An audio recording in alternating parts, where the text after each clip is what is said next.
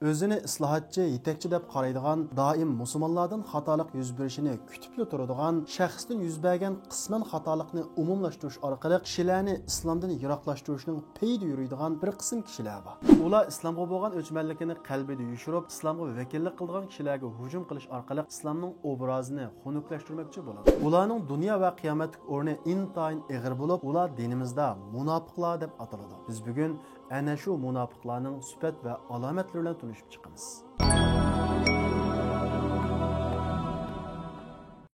Peygamber aleyhisselamның davrından tatib ta hazır qadar özünü musulman deydigan, amma chin qalbidan islomga itiqad qilmagan, Allohga ishonmagan musulmonlar to'niga yushunib olgan bir qism kishilar bo'lgan. Alloh taolo Qur'on Karimda "Va minan nasi man yaqulu amanna billahi va bil yawmil akhir va ma hum bimu'minin." Kishilardan biz Allohga va qiyomat kuniga ishondik degichilar bor, amaliyotda ular ishonmaydi deydi. Ya'ni eg'izda ishondik deydi, chin qalbidan Allohga va qiyomat kuniga ishonmaydi deydi. Tarixdan buyon bu munofiqlarning musulmonlarga zini tashqi düşmanlardan çoğ bo'lgan. Bular kafirlardanmı xatarlik. Shuning uchun qiyomatdagi jahannamdagi o'rnimi kafirlardanmı better. Alloh taolo ularning jahannamdagi o'rnini bayon qilib, "Innal munafiqina fid-darkil asfali minan nar." Munofiqlar jahannamning eng qariga, eng tigi tushadi deydi. Bular ichki jihatda kafir bo'lgan bilan, ammo tashqi jihatda musulmon. Musulmoncha kiyinadi, musulmoncha so'zlaydi, musulmoncha yeydi. Shuning uchun bularning ichidan muayyan bir kishini munofiq deb hukm qilmoq nihoyat tez. Ammo Qur'on Karimda va hadislarda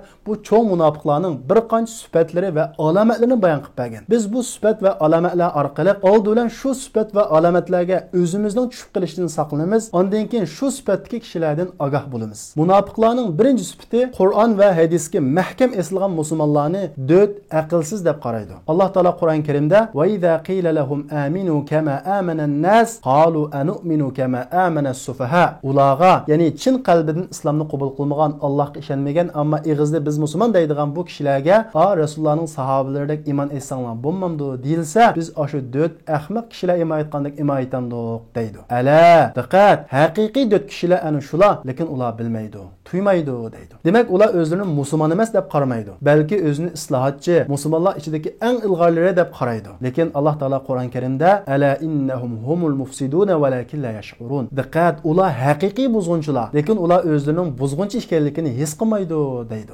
İkinci sifati munofiqlar dinning ba'zi hukmlarini masxir qiladi. Voy unda qilmanglar, Allohning dinini masxir qilmanglar desa, biz chaqchaq qildik deb turib oladi. Alloh taolo ularning bu xil holatini Qur'on Karimda bayon qilib, "Va la insaltahum la yaqulunna innama kunna nakhudu va nal'ab." Ey Muhammad alayhisalom, ularning masxir qilganligini so'rasang, ular biz rost emas, chaqchaq qilib, ichpushq qilib, o'ynashib deb qo'ydik deb turib oladi deydi. Uchinchi sifati munofiqlar ikkiyuzlamachi keladi. Ya'ni kofirlar bilan musulmonlar orasida yurib, qaysi taraf kuchli bo'lsa, shuning qarab ish tutadi. Alloh taolo Qur'on Karimda "Muzabbabina bayna zalik la ilaha ula va la ilaha ula." Munofiqlar iymon bilan kufr orasida orsalda qoldi. Ular na iymonga, na kufrga tava emas deydi. Munofiqlar ichki jihatdan kofir bo'lgan bilan, ammo muomilada musulmonlar bilan aralashadi, kofirlar bilan aralashadi. Musulmonlarning qashig'iga kelgan vaqtida Qur'on, oyat, hadislardan gap qilib beradi, ammo kofirlarning qashig'iga borgan vaqtida biz musulmonlarga gap qilgan vaqtimizda shunday oyat, hadislardan gap qilmasak, bizning gapimizni anglamaydi deb o'zining musulmonlardan emas ekanligini, balki musulmonlarni aldayotganligini deydi. To'rtinchi sifati munofiqlar musulmonlarning bir musibatga duch kelishini, ularning birasidan xatolikning sodir bo'lishini saqlab turadi. Alloh taolo ularni sifatlab "Allazina yatarabbasuna bikum." Munofiqlar sizlarni kutib turadi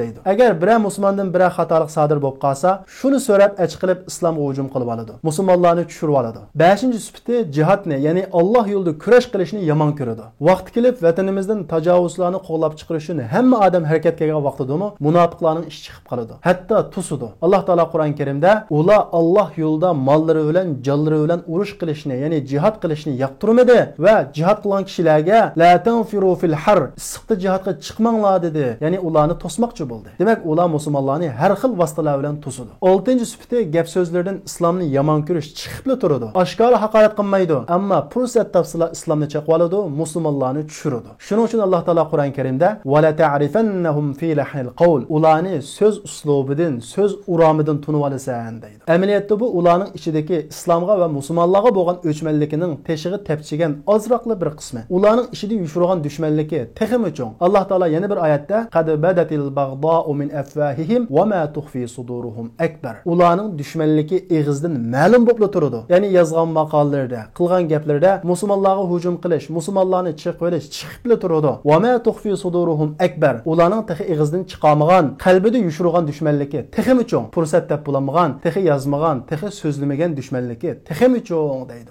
7-sifati munofiqlar tashqi ko'rinishiga bakrak ahamiyat beradi. Fasohatlik so'zlaydi, fasohatlik yozadi. Shunga nurg'unlagan kishilar ularga aldanib qoladi. Alloh taolo Qur'on Karimda va iza ra'aytahum tu'jibuka ajsamuhum. Agar ular qaraydigan bo'lsang, ularning badanining salobatligi seni hayron qoldiradi. Ular so'zlaydigan bo'lsa, so'zning fasohatligidan sen ularning so'ziga quloq solasan deydi. 8-sifati yolg'on xabar tarqatish orqali musulmonlarni qo'rqitib, ruhini tushiradi. Bu usulni Madinadagi munofiqlar payg'ambar alayhisolamning hamrohlariga nihoyat ko'p qo'llangan. Bugun kunimizda munofiqlar bu usulni nihoyat ko'p qo'llanadi. Chunki bu orqali musulmonlarni ruhiy jihatdan mag'lub qiladi. Ruhiy jihatdan mag'lub bo'lgan, ruhiy jihatdan bel quvvatgan kishilarni mag'lub qilmoq nihoyat oson. Mana bu Qur'on Karim va hadislarda bayon qilingan cho'ng munofiqning bir qancha sifatlari. Biz yuqorida o'tgandek munofiqlarning qiyomatdagi, oxiratdagi, jahannamdagi ahvoli kofirdan battar, kofirdan xatarli. Payg'ambar alayhisalom hadisda munofiqlar qiyomat kuni o'tdan ikkitillik holatga keladi deydi. Alloh taolo hammamizni yuqoridagi munofiqning sifatlaridan saqlasin va munofiqning ko'ngliga insof va hidoyat bersin. Agar ular haddidan oshgan bo'lsa, Alloh taolo ularni orimizni tozalasin va halok qilsin. Li ajlika ya Rabbi nas'a bila tawanin wa tahlu tariqul